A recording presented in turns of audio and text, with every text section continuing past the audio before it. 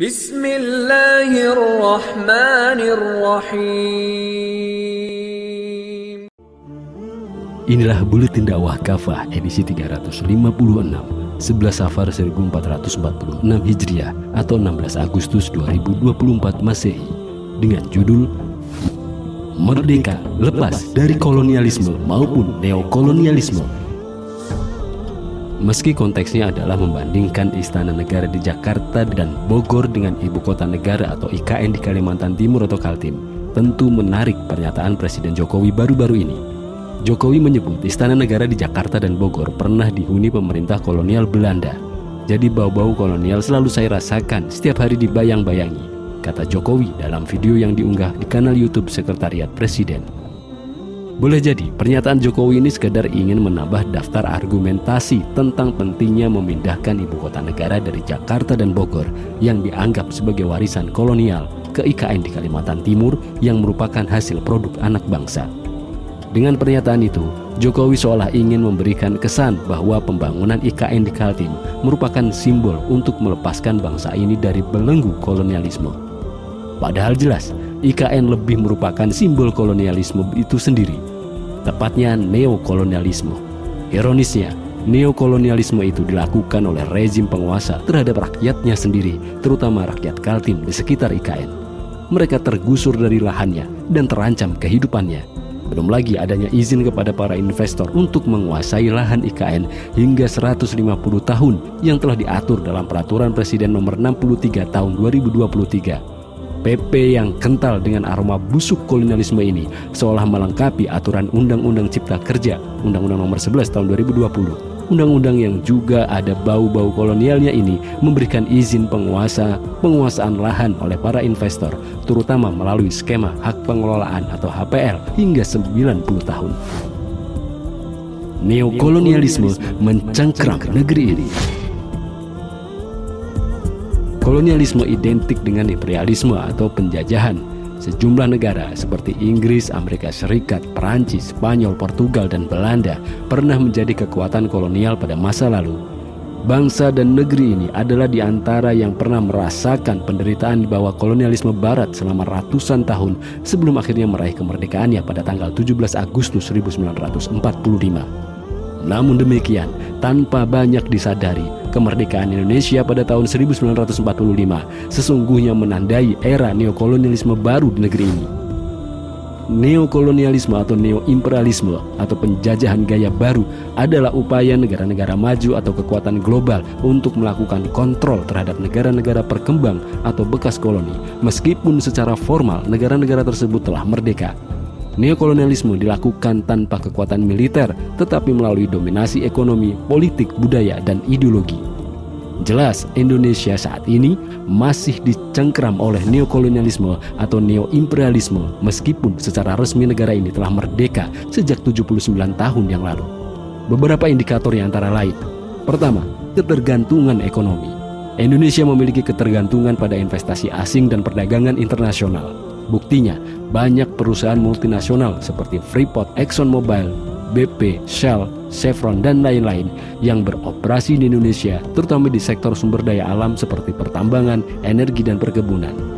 Freeport misalnya, selama puluhan tahun hingga saat ini telah menguasai dan menguras jutaan ton emas di Papua. Chevron pernah menguasai dan menguras blok rokan, lapangan minyak terbesar di Indonesia. BP menguasai dan menguras LNG tangguh di Papua. Banyak perusahaan swasta nasional maupun asing juga mengeksploitasi hutan dan lahan perkebunan yang sering lebih memberikan keuntungan besar kepada mereka dan merugikan rakyat. Ditambah lagi kerusakan akibat eksploitasi sumber daya alam yang menciptakan bencana ekologis. Kedua, ketergantungan pada utang luar negeri. Indonesia memiliki utang luar negeri yang cukup besar, ribuan triliun rupiah, baik kepada negara-negara lain maupun kepada lembaga-lembaga internasional seperti IMF dan Bank Dunia. Beberapa program bantuan untuk pinjam dari lembaga-lembaga ini sering datang dengan syarat-syarat yang dapat mempengaruhi kebijakan ekonomi domestik, seperti keharusan liberalisasi dan privatisasi sektor-sektor publik seperti sumber daya alam. Ketiga, dipengaruhi kebijakan politik asing. Pengaruh asing di negeri ini dalam pengambilan kebijakan sesungguhnya nyata. Agenda liberalisasi ekonomi dan privatisasi di Indonesia misalnya telah lama disinyalir berada dalam pengaruh asing. Keempat, dominasi gaya hidup dan budaya. Indonesia juga menghadapi dominasi gaya hidup dan budaya asing, terutama melalui media, film, musik, dan produk-produk konsumtif. Pengaruh gaya hidup dan budaya barat sering mempengaruhi pola pikir dan gaya hidup masyarakat Indonesia, terutama di kalangan generasi muda. Hal ini sering menciptakan dekadensi moral, diantaranya perilaku seks bebas. Menurut data BKKBN terakhir, 60% remaja usia 16-17 tahun pernah melakukan hubungan seks. Kebanyakan tentu saja hubungan seks di luar nikah. Lepas dari neokolonialisme. Untuk melepaskan diri dari neokolonialisme, Indonesia dan negara-negara muslim lainnya perlu mengambil langkah-langkah strategis yang berakar pada prinsip-prinsip syariah Islam, juga didasarkan pada keyakinan bahwa kemandirian sejati hanya bisa dicapai dengan menegakkan kembali ideologi Islam. Berikut adalah beberapa langkah yang bisa diambil berdasarkan ketetapan Islam. Pertama, menerapkan syariah Islam secara kafah di semua aspek kehidupan, termasuk politik, ekonomi, sosial, dan budaya. Ini berarti meninggalkan ideologi dan sistem asing, seperti kapitalisme dan sekulerisme yang jelas-jelas menciptakan kolonialisme. Berikutnya adalah menerapkan ideologi dan sistem Islam yang didasarkan pada Al-Quran dan As-Sunnah. Di bawah naungan sistem Islam, sumber daya alam, kekayaan negara, dan kebijakan ekonomi akan dikelola sesuai hukum syariah yang mengutamakan keadilan dan kesejahteraan umat. Allah SWT berfirman dalam Quran surat Al-Ma'idah ayat 48 yang artinya, "Hendaklah kamu memutuskan perkara di antara mereka menurut wahyu yang telah Allah turunkan, dan janganlah kamu mengikuti hawa nafsu mereka dan meninggalkan kebenaran yang telah datang kepadamu."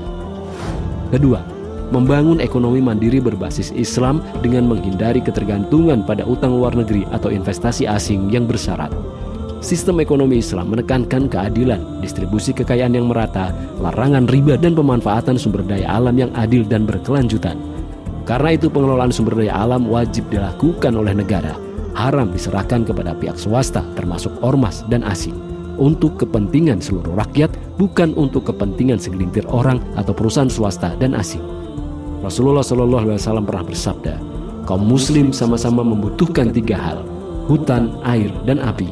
Hadis riwayat Abu Daud dan Ahmad. Hadis ini dijadikan dalil oleh para ulama, antara lain Al-Alamah Al-Qadhi Syekh Muhammad Taqiyuddin An-Nabhani, bahwa sumber daya alam tak hanya ketiga jenis yang disebut dalam hadis tersebut, seperti tambang yang menguasai hajat hidup orang banyak, adalah bagian dari kepemilikan umum.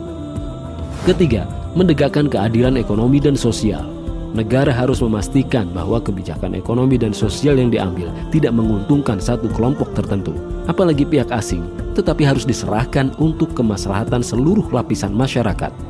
Allah SWT dalam Quran surat Al-Hasyr ayat 7 berfirman, yang artinya agar harta kekayaan itu tak hanya beredar di kalangan orang-orang kaya saja di antara kalian.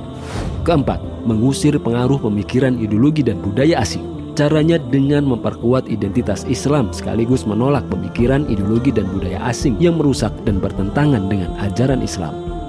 Masyarakat harus dididik untuk bangga dengan identitas Islam mereka dan menolak pengaruh asing yang bertentangan dengan ajaran Islam.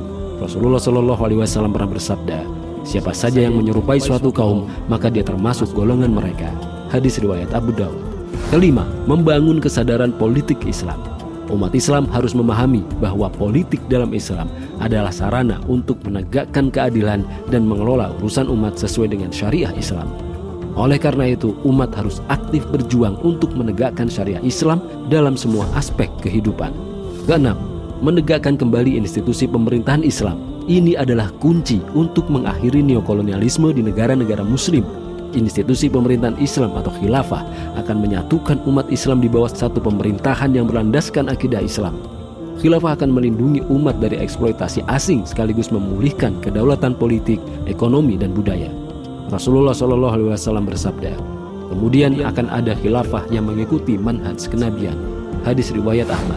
Ketujuh, mengusir pengaruh dan intervensi asing.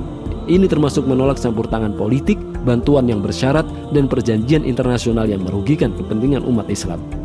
Dalam Quran surat An-Nisa ayat 141 Allah SWT berfirman, yang artinya Allah sekali-kali tidak akan memberi jalan kepada kaum kafir untuk memusnahkan kaum mukmin.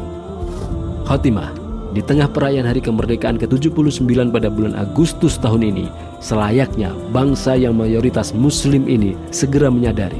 Pertama, negeri ini telah lama berada dalam cengkeraman neokolonialisme. Kedua, bangsa ini tentu wajib sekuat tenaga melepaskan diri dari cengkeraman neokolonialisme ini. Ketiga, satu-satunya cara untuk melepaskan bangsa dan negeri ini dari cengkeraman neokolonialisme adalah dengan menerapkan kembali ideologi Islam dalam institusi pemerintahan Islam, yakni khilafah ala minhajin nubuwah. Wallahu a'lam bishawab.